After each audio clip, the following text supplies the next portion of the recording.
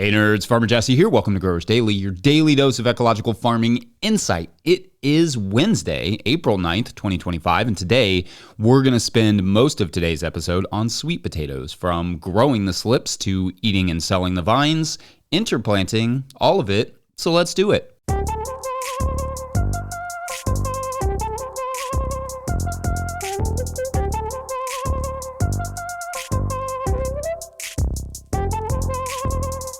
All right, well, happy Wednesday, everyone. I hope everyone's April so far is off to a decent start. Yesterday, I had a few new small gullies I had to repair from all the rain and about a week of planting to catch up on.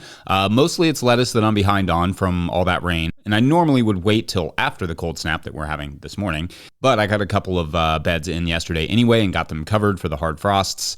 To just get that off the list, because it was starting to stack up a little bit there. Oh, and I neglected to mention that with Florida winning the national championship on Monday, congrats or whatever, our NCAA bracket challenge is officially over. So congratulations to the winner, Mark Ingleson, who I will be sending a book admitting my defeat soon. So make sure to reply to that email, Mark, and I'll get that over to you. I mean, I never win these things, but I'm always disappointed that I never win these things. Fun season though, and we'll get them next year. All right, so today we're going to talk sweet potatoes. These things are one of my favorite crops in the world. I love to grow them. I love to eat them. Sweet potatoes are just the best. So for you, why should you bother even caring about this crop? Well, obviously, sweet potatoes are incredibly nutritious, so there's that. You probably aren't eating enough sweet potatoes as it is, but they also make both a relatively easy storage crop and, as far as storage crops go, can be a little bit more on the profitable side than others if you're selling them. They can be grown in a wider range of climates than people, I think, realize, and they're delicious. Did I say that part already? So that's important. First, we grow an heirloom variety called Golden Nugget that's been in this region for over 100 years, but that does not mean our variety is the right one for you. Further south, and you may be fine growing that same variety, but further north, and you might want a shorter day sweet potato than the one we grow. Ours takes about 120 days or more to grow. In much of the northern part of America or up to Canada, that just won't fly. That's too long. So you'd want a sweet potato closer to 90 or 100 days, unless you want to take up valuable tunnel space with them, which is probably not the best use, but it's sweet potatoes. I don't blame you. But to be sure, this is a crop that has been grown as far north as Maine, as far as I know, here in the United States. So it's not just a southern thing. To get started, you can order what are called slips. Those are like baby plants, or start your own slips with the sweet potatoes themselves. What we have always done, though I'm reconsidering the necessity of this exact approach for reasons that will make sense presently, what we've long done is that we have just laid out the potatoes in a tray, covered them with potting soil or older compost or whatever to let them sprout in the greenhouse. Then when we were ready to plant, we would just pull the sprouts out and plant those. We'd mud them, basically like dip them in a slurry of mud or compost or compost, and then plant them. However, last year, as I've detailed in this episode, in an episode last fall, I was telling my buddy Jeff Poppin that I'd been having this issue with a disease called scurf. It basically is this fungal infection that it's like this black colored fungal infection that doesn't really do much to the potato flavor or storageability necessarily, but it does make them less marketable. So anyway, lately I told him the problem had been getting a little bit worse, and I couldn't figure out why, because the soil was getting better, but the potatoes just were getting more and more scurf. And Jeff told me to try planting the potato slips without roots on, which seemed ludicrous to me, as I assumed they would easily fail. In my mind, the roots helped the plants to establish when you were planting them in the soil, but without the roots, I assumed you were just planting like a plant that was basically already dead. And he responded, that's exactly what I thought. So instead of pulling the slips out of the bins like I normally would, and just with all those roots on, I cut them off at the soil surface and started planting those. And well, long story short, it cured our scurf issue almost 100%. Night and day the difference, with only like a couple plants showing any scurf at all out of several, probably like 1,000. So anyway, I'm rethinking the need to grow out such large slips as I used to anymore, but that's the idea. Basically, you need the potatoes to grow plants, and then you need to cut the plants from the potatoes, avoiding getting any of the skin of the potato on there. And effectively, they just don't need to be that long. It's almost better if the slip is short, in fact, especially if no roots are actually on them.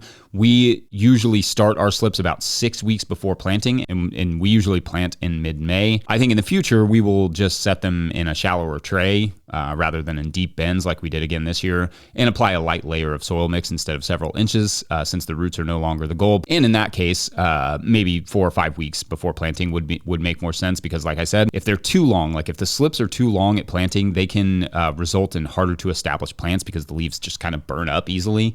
Honestly, it doesn't even really need much of a leaf to establish. Now, my ratio is 8 to 10 initial slips per pound of sweet potatoes, with mini slips coming afterward. So that's a very conservative, and 100% will vary a little bit on the variety and your preparation and all those things. But you will get like roughly 8 slips per pound of sweet potatoes. That has served us pretty well, just that ratio. So for instance, if you want to do a single 100-foot row at 10 inches apart, which is kind of what we do, you'll want to start roughly 10 pounds of sweet potatoes.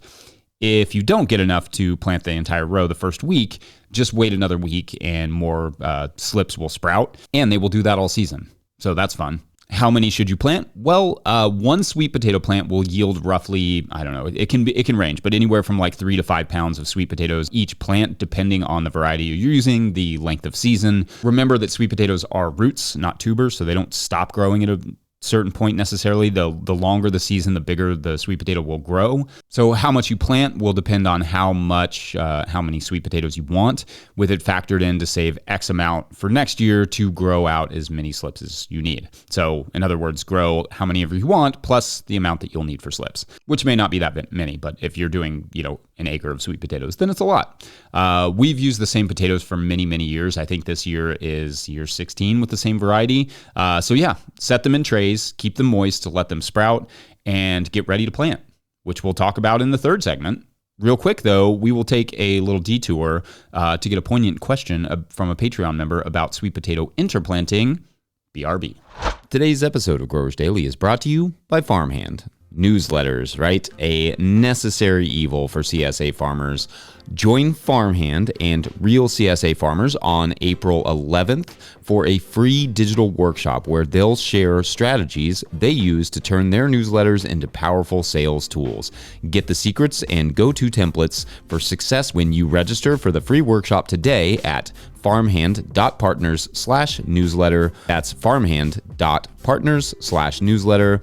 And I'll put the link in the show notes. All right, back to the show. If you, the listener, are enjoying this content, getting even a small amount of value from it, consider supporting our work over at patreon.com/no-till-growers. I will try to get to questions from everywhere the questions come in, but I will always get to your Patreon questions. Now, today's Patreon question comes from Patreon member Isla at Sunny Stomp Farm. Great name. Again, this is from that collection of questions I inadvertently skipped over as well. Sorry about that. And it goes nicely with today's subject. They write, quote, "Hi, Jesse. Huge fan and love all you do. Question, you mentioned growing dent/popcorn with /between sweet potatoes in your book and in the show the other day. I'm wondering if you can plant it with sweet corn. I can't find info on that combo anywhere. We farm in BC, British Columbia, presumably, and would love to try sweet potatoes for the first time. Hope it warms up for everyone down there. Your friends in Canada, Ayla." End quote. Okay, awesome.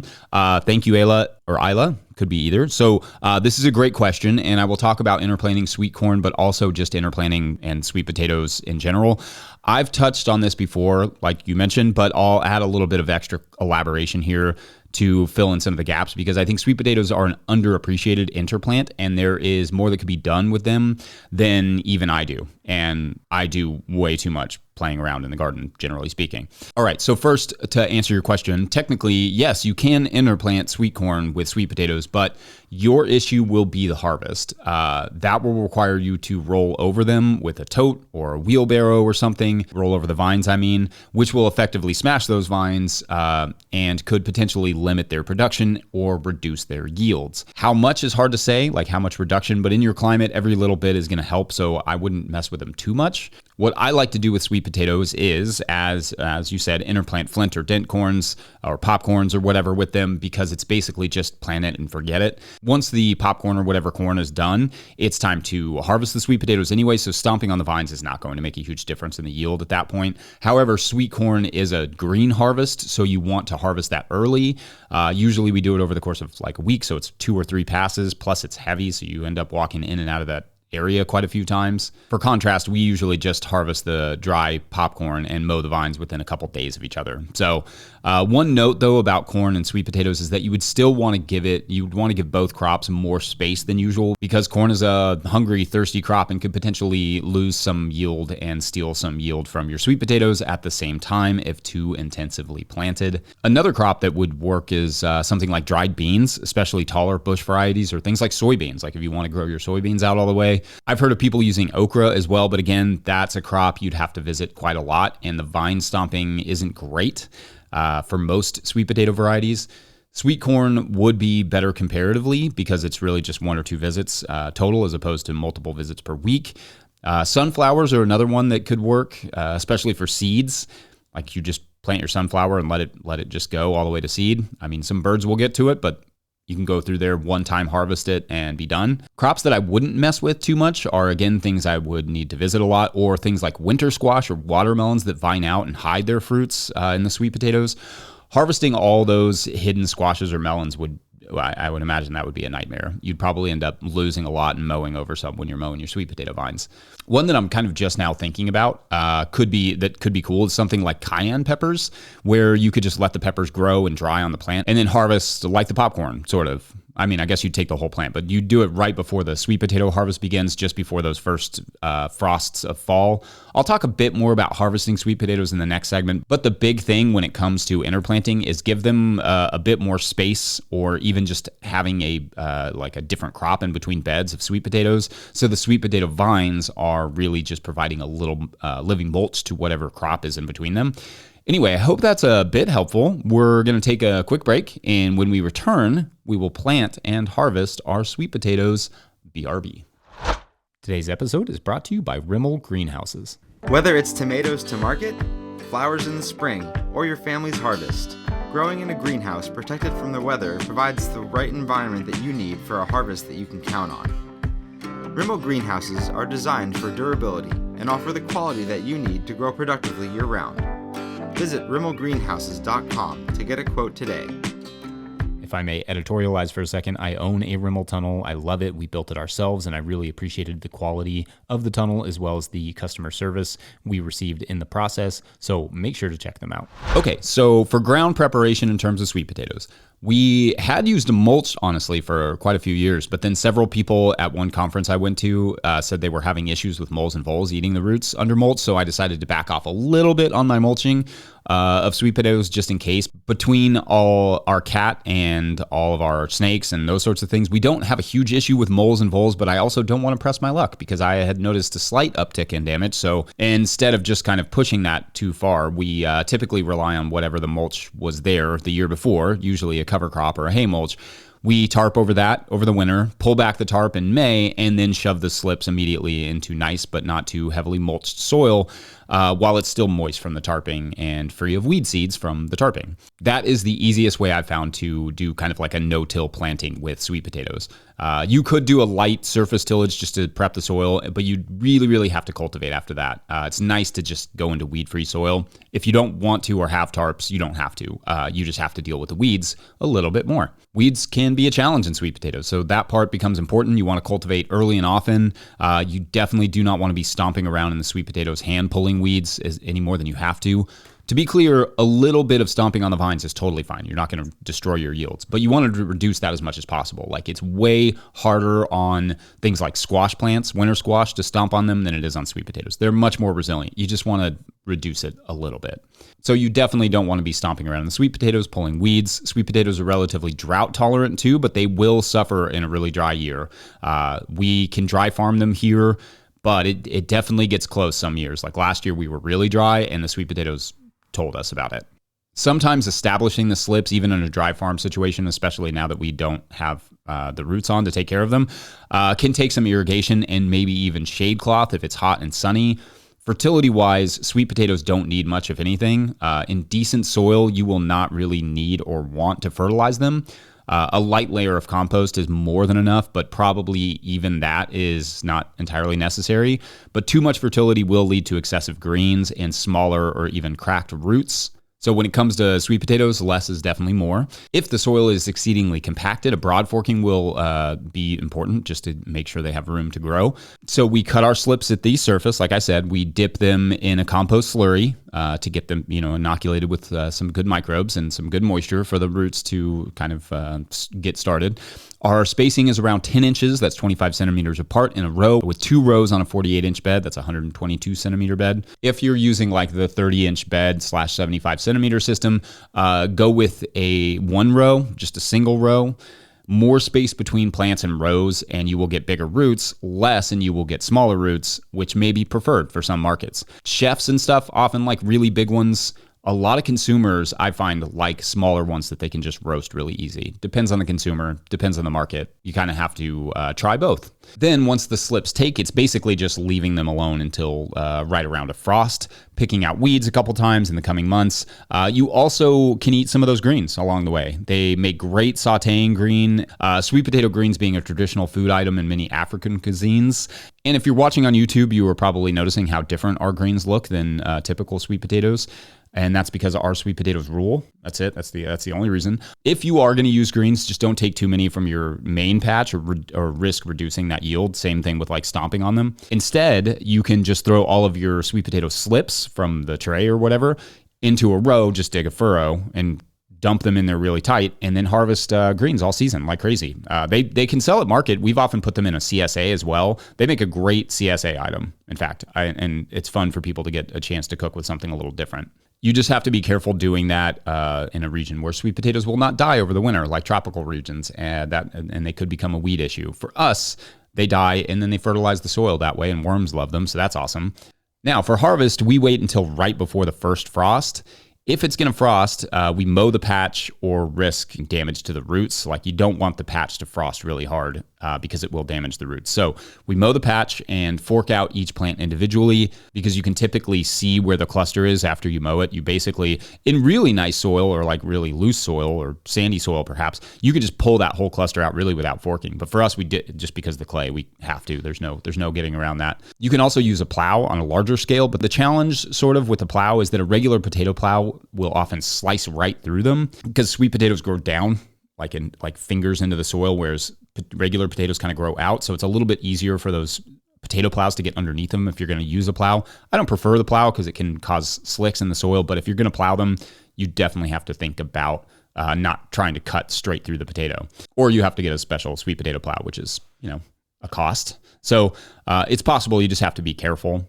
Curing sweet potatoes is key to their flavor, as this is the time when they convert their sugars to starches.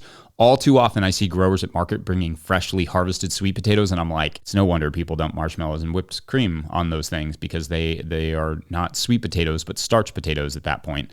To cure them and make them sweet, I do a breakdown of this of this particular process in the Living Soil Handbook, and I think I did a video on it. I also do it with 6 other crops in the no-till context. If you're interested, you can pick that up at no-tillgrowers.com to support this work. But to cure sweet potatoes, they need to be kept at around 80 to 85 degrees Fahrenheit. That's 27 to 30 degrees Celsius for 14 days at 100% humidity. We use the greenhouse for this, or if it's cold or cloudy those weeks, we use a room like a closet or something with a heater. Basically, we stack the baskets, cover them with a thick blanket or several thick blankets to retain the humidity of the potatoes themselves. If you're in a dry climate, you may have to put like a pan of water in there just to have some humidity. And then we just make sure it doesn't get too hot. We cooked them inadvertently one year when we forgot to open the greenhouse. That was cool. We lost like thousands and thousands of pounds of sweet potatoes, or gained a few hundred pounds of compost, however you want to look at it.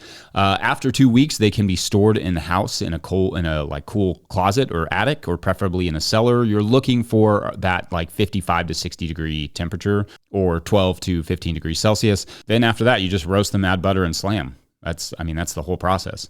We usually sell sweet potatoes at around $3 a pound, but that will depend on your market and wholesale versus retail, of course. So 100 feet with 300 to 600 pounds harvest, give or take. It just depends on, like I said, variety, all those things, season.